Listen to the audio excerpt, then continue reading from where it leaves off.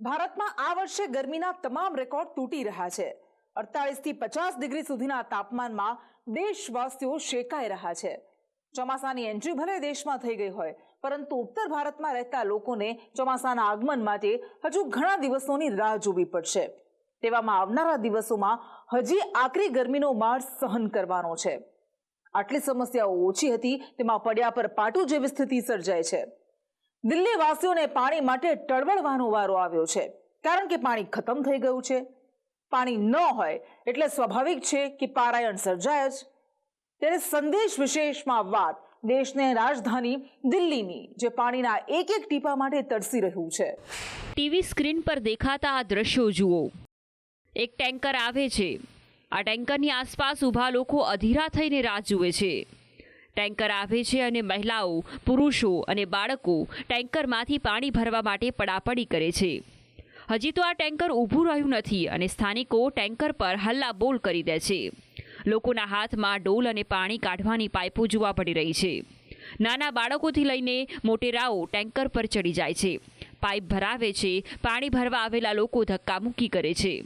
પાણી ભરવા આવેલા લોકોના મનમાં એક ડર હોય છે કે માંડ એક ટેન્કર દિવસમાં આવતું હોય અને એક ડોલ પણ પાણી નહીં ભરાય તો આખો દિવસ પાણી વગર પસાર કરવો પડશે। નાના બાળકને જુઓ, રમવાની ઉંમરમાં તેને પાણી માટે સંઘર્ષ કરવો પડી રહ્યો છે। નાની ઉંમરમાં બાળકને વજનદાર પાણીની પાઇપ ટેન્કરમાંથી બહાર કાઢવી પડી રહી છે। પાણી માટે કરવી પડતી રજળપાટનો વિડીયો કોઈ અંતરિયાળ ગામ કે નાના શહેરનો નહીં, પરંતુ દેશની રાજધાની દિલ્હીનો છે। આ દ્રશ્ય પાણી મેળવવા માટે હાડમારી વેઠનારાઓ માટે સામાન્ય છે। આ દ્રશ્યો એ વાતની સાબિતી આપે છે કે જો દિલ્હીમાં પાણી મેળવવા માટેની આવી સ્થિતિ હોય તો અંતરિયાળ વિસ્તારોની તો કલ્પના જ ઝંઝોડી મૂકી દે તેવી છે। એક તરફ 46 થી 47 ડિગ્રી સુધી ગરમીનો પારો અને બીજી તરફ પાણીની ભારે તંગી। મોટી વસાહતમાં માંડ એક ટેન્કર આવે છે। આવેદનપત્ર વારંવાર આપવામાં આવે છે, પરંતુ સ્થાનિકોની સમસ્યાને બિલકુલ ધ્યાનમાં લેવામાં નથી આવતી। एक कम से कम 40-50 साल से यही बुरा हाल है। बस ऐसे ही पानी आता है। सुबह अच्छे पानी को 9 बजे 10 बजे आता है, 8 बजे आता है, कभी सुबह आता है। पानी की कोई गारंटी नहीं, कब आए कोई गारंटी नहीं पानी की। દિલ્હી પાણી માટે હાડમારીના દ્રશ્યો સામે આવતા જ ઉહોપાહ મચ્યો છે। જનતા કેજરીવાલ સરકાર પાસે સમસ્યાનું નિવારણ માંગે છે, પરંતુ રાજ્યના મુખ્યમંત્રી કેજરીવાલ અહીં ભાજપ શાસિત રાજ્યો પર જ આશા રાખી રહ્યા છે। સોશિયલ મીડિયા પર પોસ્ટ કરી હતી કે દિલ્હીમાં પાણીની માંગ આ વર્ષે વધી છે, પરંતુ પાડોશી રાજ્ય તરફથી જે પાણી પહોંચાડવામાં આવતું હતું તેમાં ઘટાડો કરી દેવામાં આવ્યો છે।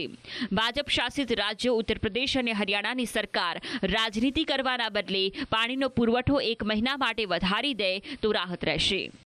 બીજી તરફ દિલ્હીના રાજ્યપાલ વિનયકુમાર સક્સેના કેજરીવાલની સરકારને જ પાણીની તંગી માટે જવાબદાર ગણાવી રહ્યા છે। તેમણે કહ્યું કે કેજરીવાલ સરકાર પોતાની નિષ્ફળતા સ્વીકારવાના બદલે અન્ય રાજ્યો પર ખોટા આરોપ લગાવી રહી છે। સામે દિલ્હીના જળમંત્રી આતિશી માર્લેનાના કહેવા મુજબ યમુનામાંથી પાણી ઓછું મળતા મુશ્કેલી વધી છે।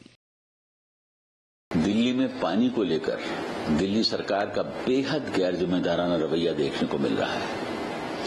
आज दिल्ली में महिलाएं, बच्चे, बूढ़े और जवान अपनी जान जोखिम में डालकर एक बाल्टी पानी लेने के लिए टैंकरों के पीछे भागते दिखाई दे रहे हैं। देश की राजधानी में ऐसा हृदय विदारक दृश्य देखने को मिलेगा, इसकी शायद कभी किसी ने कल्पना भी नहीं की होगी। लेकिन सरकार द्वारा अपनी विफलताओं के लिए अन्य राज्यों को दोषारोपण किया जा रहा है। दो पानी से रिलेटेड इश्यूज हैं। सबसे पहले हीट वेव की वजह से पानी की डिमांड बढ़ गई है। उधर दूसरी तरफ यमुना में पानी का स्तर कम होने से पानी की प्रोडक्शन घट गई है।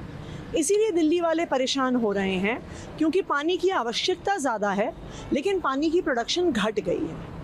इस समय लास्ट ईयर वजीराबाद पॉन्ड पर, जहाँ पर यमुना में पानी आता है हरियाणा से, 674.5 फीट पानी था। लगातार 5 साल से, मेरे ख्याल से बीच में कोई 1 साल छोड़ के, मई के अंत में जून की शुरुआत में 674.5 फीट का लेवल मेंटेन होता है, लेकिन इस साल ऐसा नहीं हो रहा है। हमारे इतने रिक्वेस्ट के बाद भी आज जाकर 671 फीट मात्र पानी आया है। ન માત્ર દિલ્હી પરંતુ રાજસ્થાનના અનેક ભાગોમાં પાણી માટેની પારાણી જોવા મળે છે. અજમેરમાં અગનગોળા વરસાવતી ગરમીમાં પાણીની સમસ્યા વેઠતા સ્થાનિકોની હાલત દયનીય બની છે. सामाजिक मुद्दा है कि रिश्तों पर असर पड़ रहा है सर. पीने को पानी नहीं है इसलिए महिलाएं या नए जो रिश्ते हैं वो यहाँ पर होने से लोग बाग कतराते हैं कि नहीं, यहाँ पर 2-2.5 किलोमीटर दूर हाईवे को क्रॉस करके मीठा पानी लेने के लिए आराम पड़ता है, तो वो पॉसिबल नहीं है आज के टाइम में.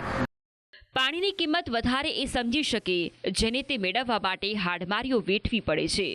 સરકારની તો જવાબદારી છે, પરંતુ એવા નાગરિકોને સમજવું પડશે જેમને પર્યાપ્ત પાણી મળી રહે છે. તેઓ પાણીનો વ્યય ઓછો કરશે તો જ્યાં પાણીની તંગી છે તે લોકોની સમસ્યા દૂર કરી શકાશે.